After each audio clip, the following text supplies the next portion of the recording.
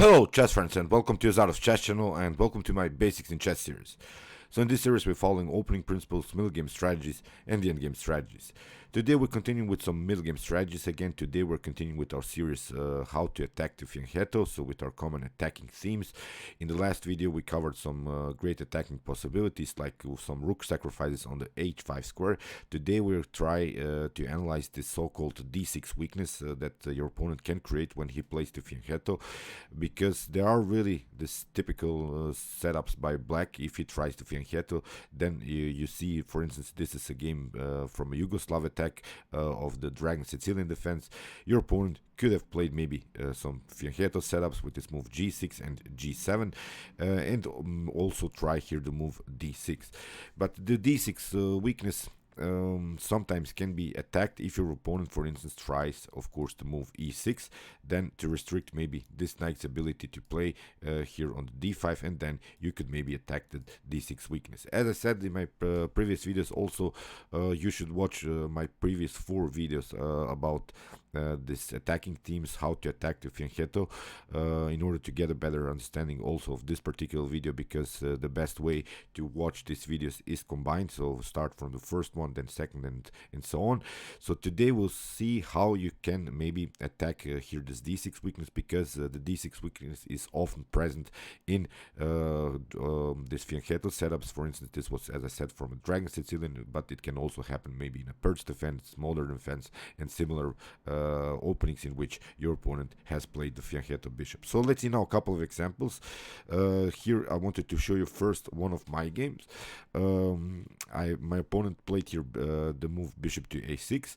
In my previous videos we have covered many of these flank attacks, like the move h4 h5 in order to open the position somehow with the move bishop to h6. But this flank attack now, when we have the kings on the same side, wouldn't be so effective, would be maybe even dangerous, because if I weaken the pawn structure in front of my king, that would be also dangerous for me. So that's why I have to search new ideas how to attack this fianchetto. In the move after the move bishop to a6, I realized one idea after I took after I took the bishop here. Bishop takes on a6, rook takes a6. I realized now that my opponent has lost the rook connection. That's why I simply took out here the pawn on e5. Here knight takes e5 had to be played, and you see now again we have this d6 weakness.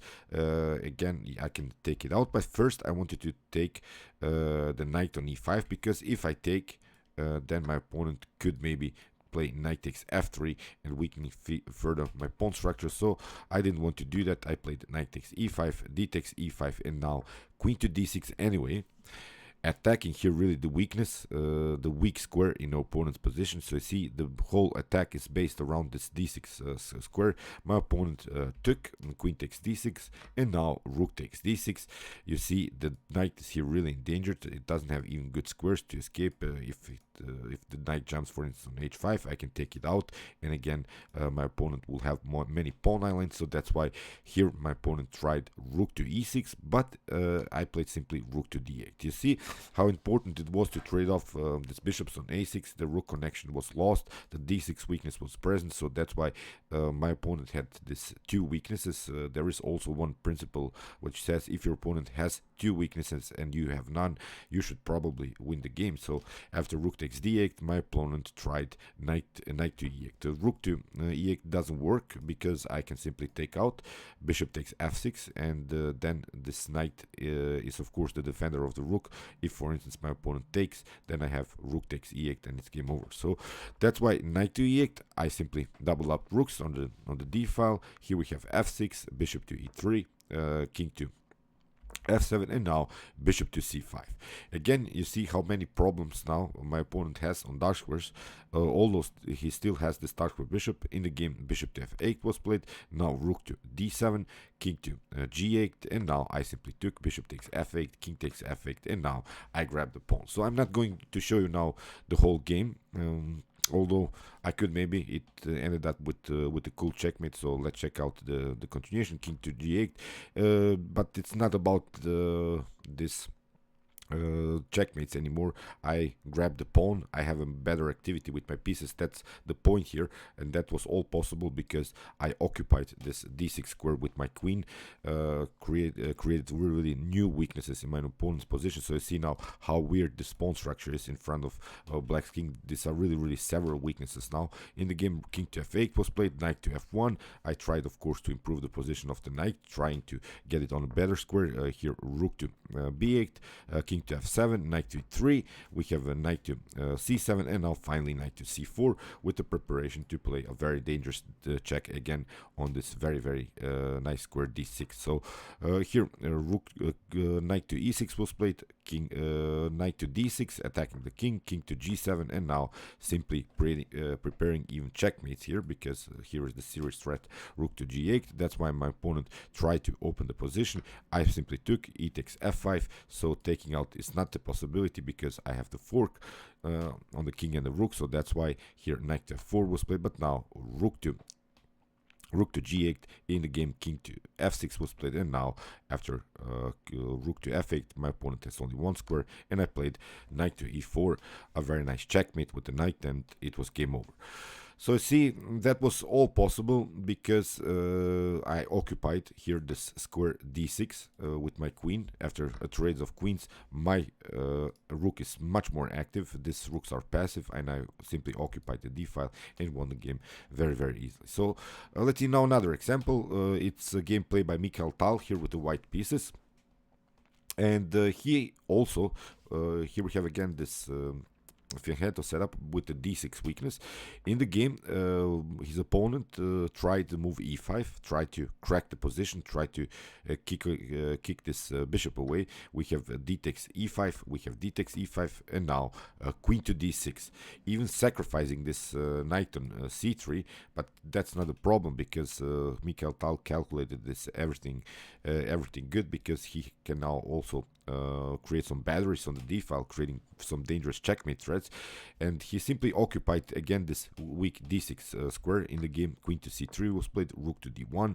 We have knight to d7, and now bishop to f7. Very nice bishop sacrifice, king to f7, knight to g5. Here king to e8 has to be played, but now queen to e6. And in this position, Mikhail Tal's opponent resigned because he doesn't have anything good. He can maybe try here some king to d8 ideas, but then you get knight to f8 and similar ideas, queen to d6, and it would be game over. So you see how weird this weakness is. It's really sometimes the simplest way to attack your opponent's fianchetto setup. Maybe sometimes don't try to complicate things too much, just attack the d6 weakness, try to search some tactical and positional ideas around the square, and then maybe you can get win the game very easily. So let's see now another example. It's a cool game played by Polgár against Alexei Shelove.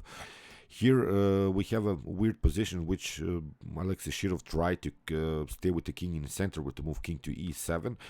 But probably his idea was to play this move f5, because here black has the pawn majority on the king side. It would be sort of a 4 versus 3 situation, maybe with some dangerous attacks against the knight, and maybe just to push forward with some moves e4 and f4. But in the game, Polgár found again a cool knight sacrifice with the move knight to d6. Again, everything is around this d6 square. I hope you realize that really these weaknesses can be a weak pawn, like here in this position, or a weak square like in the previous game that Mikhail Tal occupied this weak square. But it's everything around this d6. If you can sometimes spot some tactics in order to make something happen, try to do that, because as I said, sometimes you get very nice and effective win without bothering so much. After knight takes d6, we have queen takes d6, and now we have sort of a reloading system, knight to e4, attacking the queen again, and now queen to d5, but now bishop to g5. The problem is you cannot cover with the f6, because then you get rook to d1, and your knight is hanging on d7. So that's why Alexei Shirov played the move knight to f6, but rook to d1 anyway. After queen to b7, we have rook to d7. You have to trade off some pieces. And here, after h6, Judith Polgár simply played queen to d1. In this position, Alexei Shirov resigned because there is again this very nasty threat to play the move queen to d6 again on this very nice square that black has always problems with. So let's see now the last example. It's a game played by Timur against Vishy. In the game, Vishy played the move bishop to g7, again sort of a fianchetto style, but by playing this move bishop to g7, Vishy left the defense of this d6 square. So here Timur played simply bishop to d6, bishop to f8, bishop takes f8, after rook takes f8. The position is much more simplified, but there is again one problem in black's position.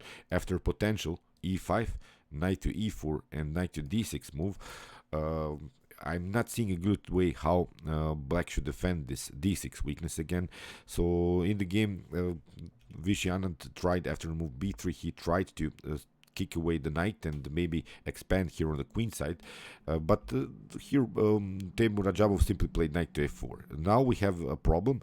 This knight, if it leaves the defense a little bit of the c5 and e5 squares, then the knight can again jump on this very active square, again with the preparation maybe to play e5, knight to e4, and then knight to d6. So in the game, c3 was played. We have a3.